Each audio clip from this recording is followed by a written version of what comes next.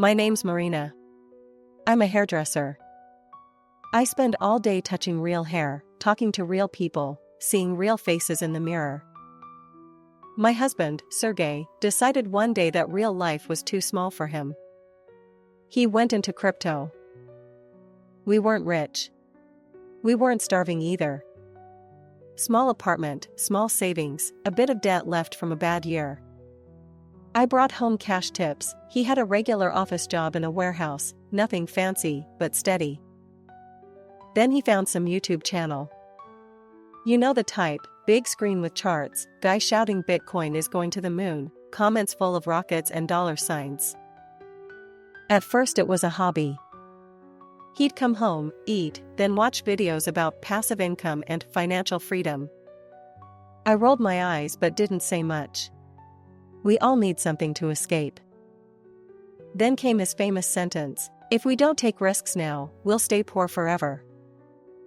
Okay, Warren Buffett, I thought. He opened an account on some exchange, threw in a bit of his salary. When the line on the graph went up one evening, he shouted, "Look! I just made in one day what I make in a week at work." I looked at the number and at our fridge. The number was small. The fridge was half empty. But his eyes were glowing. I hadn't seen that glow for a while. Slowly, the warehouse job became temporary. Crypto was the future. You could hear the capital letters when he said it. He started waking up at night to check the charts. The phone, which used to sit somewhere on the table, became an extra limb. At first I thought the problem would be the money. Spoiler, it wasn't only money. I started noticing he wasn't just on exchanges. Sometimes, when I'd walk into the room, he'd flip away from the browser so fast you'd think I was a cop. One night I came home late from the salon. There was a women's perfume hanging in the air, not mine. He'd been home all day. Did someone come over? I asked. He smirked. Relax, I went downstairs to have a smoke. Maybe it's from the entrance. I'm not a PI. I cut bangs and listen to women complain about their boyfriends. But you start recognizing certain patterns. The real crack came from something stupid, a notification. We had a shared Gmail that we once created for some subscription. He'd connected it to one of his investment platforms. I was on a break at work when an email popped up on my phone. Thank you for your purchase. Your subscription to Starluna Private is active. Under it, welcome gift, 50% bonus on your first tips to Luna. I opened it. It wasn't a trading platform. It was a cam site. The logo was a girl silhouette with bunny ears. Luna was her nickname. There were phrases like, private messages, exclusive content, support your favorite creator. I just sat in the staff room, phone in my hand, scissors still in my apron pocket, feeling like someone threw icy water inside my chest. When I came home, I didn't scream. I asked, Sergey, what is Starluna Private? He froze for exactly 2 seconds, enough for me to know. Then he started. It's just entertainment, everyone does it, you're overreacting, it's nothing, it's not cheating. I asked one question, how much? He said, not much. A couple of dollars here and there. Right.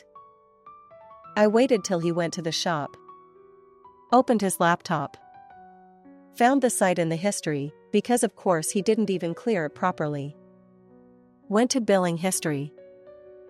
3 months. Transfers almost every week. $10, $20, $50, $100. Total amount, almost a quarter of our mortgage payment. He didn't just click around. He was investing. I printed the list. That night I put the printout in front of him on the table. You said a couple of dollars, I said. This looks like serious loyalty. He exploded. Why are you spying on me? This is my money. I work too. I laughed.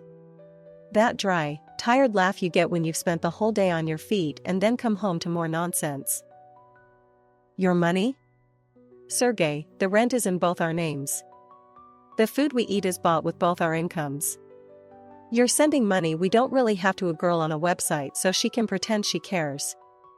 Do you see how insane that is? He got defensive. You don't support my dreams. You don't understand. Crypto is stressful. I need to relax somehow. It's not like I'm sleeping with anyone. And that's when I realized something. For him, cheating meant only one thing: physical contact. Everything else was just coping. For me, cheating started long before that. It starts when your partner shares their excitement, their fears, their money, their time, with someone else, and hides it from you. I asked, "Does she know you're married?" He didn't answer. Next week, I noticed something new. Sergey had quit his warehouse job to focus on trading. The money from his salary was gone. The transfers to Luna were still there. He spent entire days in front of the screen. I'd walk in and hear his keyboard clicking, then suddenly he'd grab his headphones and whisper, "Hey! I'm here, yeah, I missed you too." One evening, I came home earlier than usual. I opened the door quietly and heard his voice from the bedroom, soft, unlike how he ever talked to me lately. I walked in. He was sitting on the edge of the bed, laptop propped up, shirt off. On the screen, a girl with long hair, laughing at something he said, in a small window with red hearts flying across. He jumped like he'd been shot. "Oh my God, Marina, knock next time." I stared at him, then at the screen, then back at him. "Should I knock on my own life now?" I said. The girl on the screen looked awkward, then ended the call. Connection lost. Reality, connected.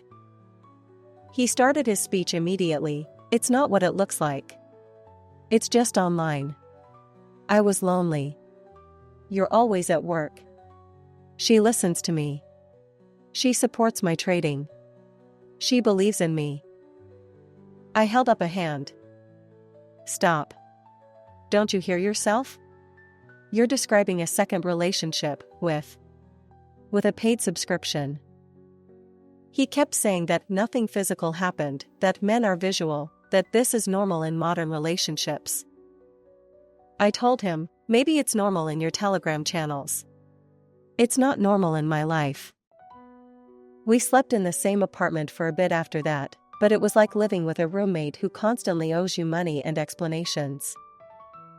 He tried to guilt-trip me. "If you trusted me, you wouldn't need to check anything." I replied, "If you respected me, but he wouldn't have given me a reason." He spent nights watching candles go up and down on charts, and another set of candles on Luna's stream. You know what got me even more than the money? The fact that all the sweet things he used to tell me at the start of our relationship, "You're the only one who understands me. I feel safe with you," he was now recycling on some stranger through a webcam. At some point I realized, I'm cutting hair 10 hours a day to keep us afloat. He's cutting pieces out of our budget to keep his fantasy alive. So I did something simple. I opened a new bank account in my name only. Rerouted my salary. Left just enough on the joint account to cover my half of the bills for one more month. Then I sat him down and said, "Sergey, listen. I am not your risk management department. You bet our money on coins and camgirls and call it stress relief. I don't want to be a part of this experiment anymore. You've made it very clear what your priorities are." He tried the last card, tears. "I'll stop, I swear. I'll unsubscribe. I'll delete everything. Just give me time." I looked him in the eye and said, "I gave you time the first 3 months without knowing it. That was free trial. It's over." I moved out to a small rented room near the salon. Took my scissors, a suitcase, and the part of my self-respect that was still alive. He kept texting me for a while, long messages about my addiction, "I need help, you were my anchor." Maybe he did need help, But I'm not a therapist. I'm a hairdresser. I fix split ends, not people who burn their lives for a dopamine hit. Now I still hear about crypto from clients sometimes. They talk about pumps, dumps, bulls, bears. I just smile and think, nothing is as volatile as a man who wants quick money and cheap love at the same time. At least with hair, when you cut off the damaged parts, it actually grows back healthier. I did the same with my marriage.